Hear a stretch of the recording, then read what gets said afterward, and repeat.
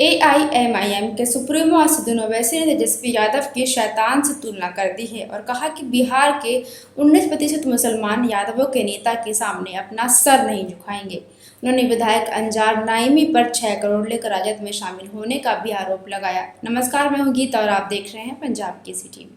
AIMIM supremo Asaduddin Owaisi ने बहादुरगंज में चुनावी सभा को संबोधित किया। उन्होंने राजद नेता तेजस्वी यादव का बिना नाम लिए हुए उनकी तुलना शैतान से की और साथ ही मजलिस पार्टी छोड़ने वाले 4 विधायकों को जालिम और एहसान फरामोश करार देते हुए उन्हें हराने की लोगों से अपील की।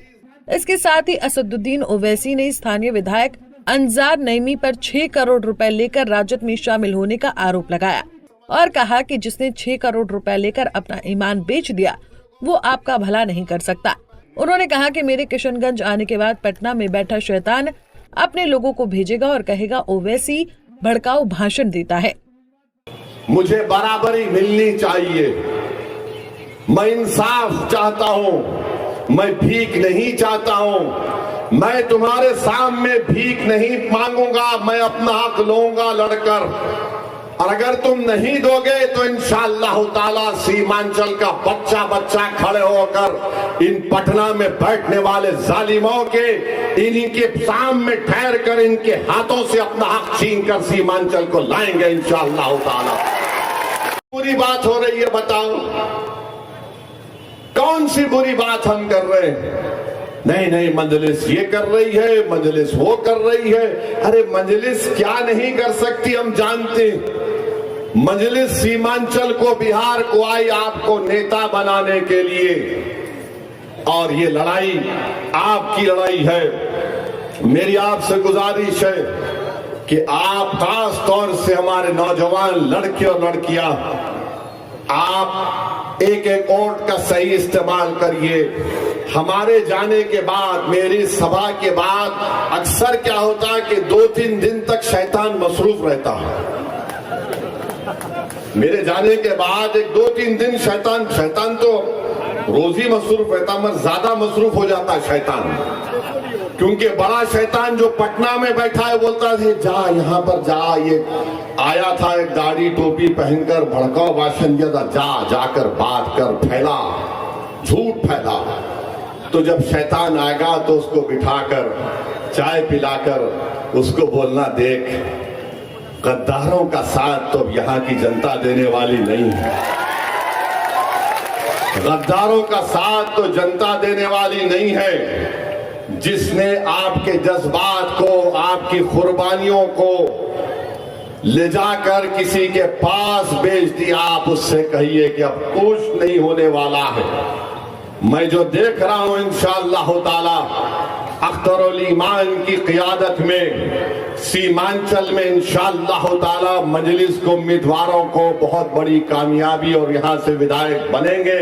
जो लोग समझ रहे थे कि 4 को तोड़ लिए तो ये लोग कमजोर पड़ जाएंगे, मैंने कहा 4 का जवाब 24 से दिया जाएगा इंशाअल्लाह ताला।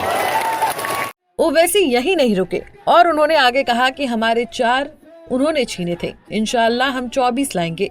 असदुद्दीन ओवैसी ने युवाओं से अपील करते हुए कहा कि आप नेता बनेंगे, हम किसी यादव पार्टी के नेता के सामने अपना सिर नहीं झुकाएंगे।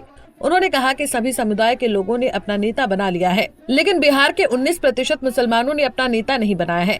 उन्होंने कहा कि जब मजलिस कहता है कि बिहार के 19% मुसलमानों का एक नेता होना चाहिए तो सभी के पेट में दर्द शुरू हो जाता है। अपने संबोधन में असदुद्दीन ओवैसी ने वक्फ संशोधन कानून का भी जिक्र किया और कहा कि हमने नरेंद्र मोदी को कहा कि किसी भी सूरत में मस्जिद और कब्रिस्तानों पर कब्जा नहीं करने देंगे।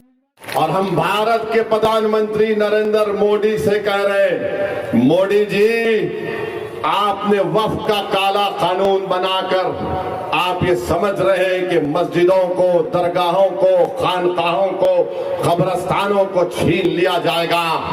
आप बहुत बड़ी गलती कर रहे हैं। हम मस्जिद को नहीं छोड़ने वाले हैं इंशाअल्लाह ताला।